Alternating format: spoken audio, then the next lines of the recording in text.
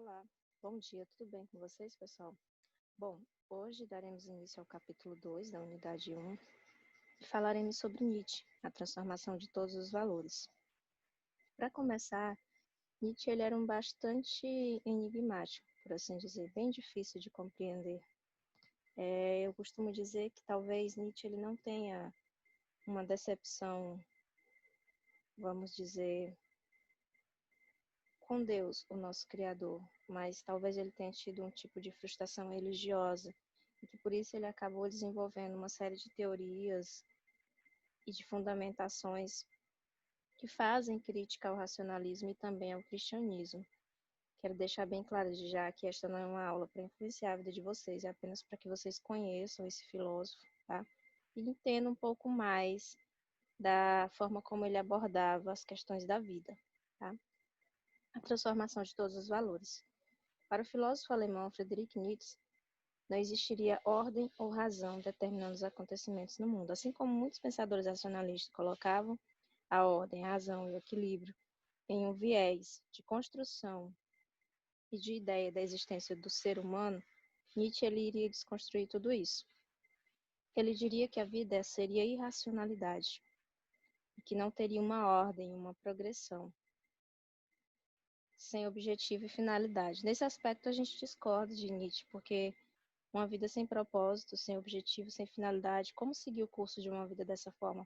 Mas vocês vão entender porque que ele defendia isso. Não é obrigado a concordar. Eu também não concordo. A vida seria irracionalidade. Ela não se desenvolve de maneira progressiva e ordenada, não tem objetivo ou finalidade, ou seja, estaria ao acaso.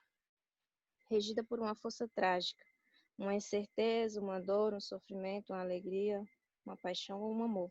E apesar de trágica, ela não poderia ser confirmada em sua totalidade, ou seja, não teria um sentido, uma afirmação. E aí ele coloca, cristãos, racionalistas, idealistas teriam criado sistemas fundamentados em realidades metafísicas que existiriam separadas do mundo real. O que ele quer dizer com isso?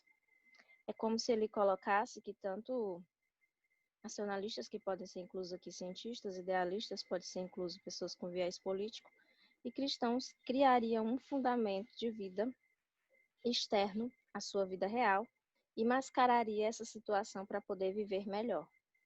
Se vocês não tiverem compreendido essa parte, pode estar me perguntando depois, tá? E aí ele coloca que os valores humanos se desenvolveram amparados nesse tipo de pensamento. É como se todo mundo tivesse construído um mundo por fora do seu mundo real para poder viver aquele mundo e não viver o seu verdadeiro. Ou seja, ele coloca tudo isso de forma invertida, ok? Qual era essa crítica ao racionalismo? Uma vez que ele considerava a vida irracional, ele não iria colocar o contexto dele de forma objetiva. A principal característica dele, Nietzsche, é justamente colocar que o homem tem essa vontade irracional, muito parecida com a de Schopenhauer, tá? O ser humano é essencialmente uma força instintiva e suas manifestações inconscientes são mais poderosas que as manifestações conscientes ou racionais. É como se ele quisesse dizer que o tempo inteiro você, para não agir por impulso, controla e faz uma mascaração do que é a sua verdadeira realidade. O pensamento racional teria abandonado a sabedoria instintiva e pretendido corrigir o mundo pelo seu próprio ponto de vista. Ele acha que a racionalidade é algo forçado, assim como o cristianismo e como o idealismo. Só que se você for olhar ao pé da letra, na teoria pura de cada item desse, tanto o cristianismo quanto o racionalismo como o idealismo, na sua forma pura são conceitos muito bons. Na verdade, quem corrompe, quem faz com que eles pareçam manipulados é o próprio homem, tá? O que a razão não pode conhecer é justamente a parte mais ampla e rica da realidade. Ele coloca como se a racionalidade não fosse capaz de conhecer, de enxergar a realidade, tá? E aí esse processo de racionalização, que foi impulsionado pelo pensamento de Sócrates e Platão, com certeza ele critica, ele não é de acordo. E o que seria essa crítica ao cristianismo? Ele diz que o cristianismo serviria de consolo ao ser humano para ajudá-lo a suportar a vida. Bom, se alguém é cristão por esse viés, lamento informar, como cristão eu digo que isso é totalmente infundado. O cristão, pelo contrário, quando ele realmente quer viver piedosamente, quer ser uma pessoa mesmo, vamos dizer assim, porque bom não tem ninguém, bom só Deus. Mas eu digo assim, quando a pessoa quer ser honesta, quer ser amar ao próximo, quer fazer tudo correto, ele passa por muita dificuldade. Ele passa por muitas situações em que muitas vezes a pessoa só vai olhar para a situação e dizer que às vezes nem acredita em Deus, por conta daquele problema que ele está passando. Então, eu não posso afirmar que muitas pessoas pegam o cristianismo apenas para consolo. Quem é o verdadeiro cristão? Eu me refiro a isso. Mas aqueles que se aproximam da religião como uma ideia de ter algo em troca, existe milhares de pessoas assim que se aproximam de Deus também para ter apenas algo em troca e, e não de certo considera como um estilo de vida. O filósofo discordava da ideia cristã de que o corpo com a morte deixava de existir para que a alma pudesse viver eternamente no reino de Deus. Bom, Nietzsche ele negava a existência de Deus, então ele também negava que existiria uma vida após morte. Volto a repetir. De acordo com algumas pesquisas que eu fiz, eu não encontrei alguma referência que dissesse que Nietzsche fosse declaradamente ateu. O que pode ter acontecido é que, possivelmente, por ele ter crescido em um lar religioso, ele se frustrou, se decepcionou com a religião, e por isso, talvez também, a forma como a religião foi apresentada para ele, isso fez com que ele não gostasse da situação em que talvez ele fosse forçado. E aí, nesse quesito, ele abriu os estudos deles nessa perspectiva. Mas que fique bem claro, tá? Segundo a doutrina cristã, a imortalidade e a felicidade estavam reservados em outro mundo. Aqueles que seguissem os mandamentos de Jesus, para Nietzsche, essa doutrina cristã renunciava à vida terrena e concreta. Era como se ele encontrasse apenas o prazer aqui na Terra, e que se você renunciasse às suas vontades aqui, você estaria, de certa forma, negando o seu próprio instinto. Você não estaria sendo uma pessoa diferente no quesito de que eu posso fazer aquilo que me vier à mente. Ele acha que você estaria se suprimindo se não fizer essas questões.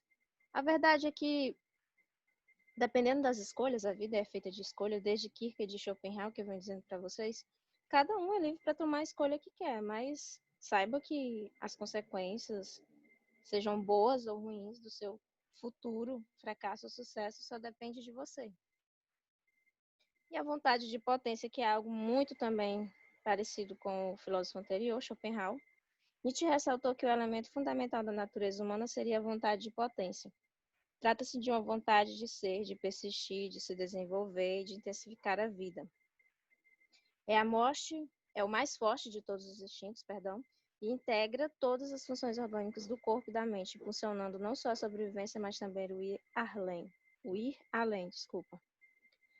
O cristianismo e as filosofias metafísicas sufocam essa vontade instintiva. Novamente, ele coloca como se fosse algo forçado, obrigatório, em que a pessoa só entra por medo de céu ou inferno. O verdadeiro cristianismo, devo dizer e apresentar para vocês que ele não é assim. Ele é por livre e espontânea vontade. Por isso, temos livre-arbítrio. Se fosse por força e por violência, todo mundo era obrigado a seguir ou não uma determinada, como que eu posso dizer, religião. Agora sim, ser religioso é uma coisa, ser cristão é outra. Ser religião é quando você é apegado, é extremamente fanático pelos costumes, pelas condições que aquela religião oferta. Ser cristão é seguir a palavra de Deus. E apesar de ter uma religião, você todos os dias ser confrontado pelo verdadeiro evangelho e se sentir bem com aquilo e não forçado. Esse é o verdadeiro evangelho, tá? Mas, muitas vezes, por ele ser apresentado de forma errada, errônea, as pessoas se decepcionam e se afastam mais ainda. O filósofo anunciava a morte de Deus. O ser humano deixava de estruturar sua vida com base em verdades eternas e absolutas, não mais se orientando pela fé em um ser divino que traria harmonia ao universo e sentido à vida. Para Nietzsche seria mais fácil negar a existência de vida pós-morte, de um criador, de céu ou inferno, porque assim ele não teria que lidar com isso na vida.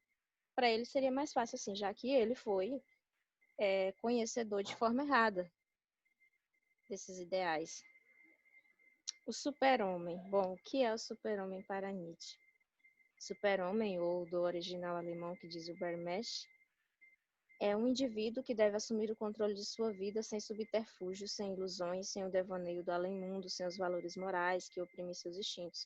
Deve constituir sua existência baseando-se em sua vontade e potência.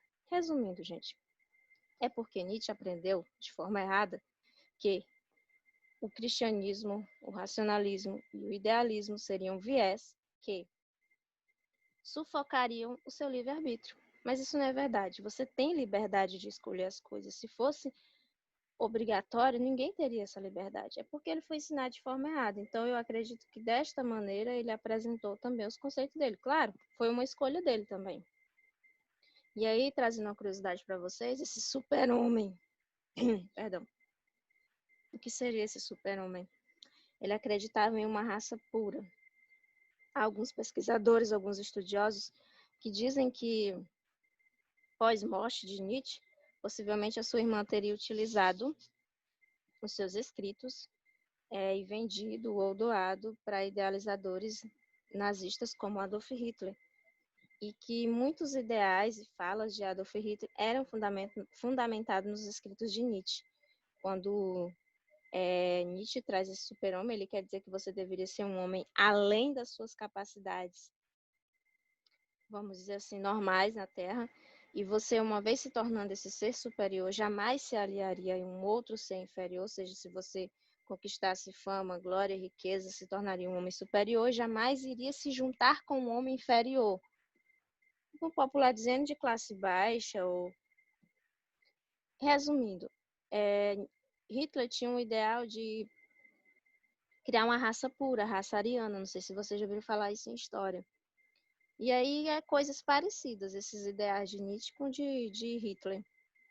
E uma vez essa raça criada, uma vez esse homem se tornar superior, uma raça pura, ele daria prosseguimento e dominaria todas as demais. Resumindo, ele é bem enigmático. Vamos dizer, os pensamentos dele fogem do comum, do pensamento comum. São pensamentos, eu diria, um pouco egoístas. Mas, bom, gente, essa foi a nossa aula. Eu espero que vocês tenham compreendido. Qualquer dúvida, vocês podem entrar em contato comigo. E é isso. Continuo contando com vocês. Um forte abraço. Se cuidem, tá? A gente sente muita falta de vocês.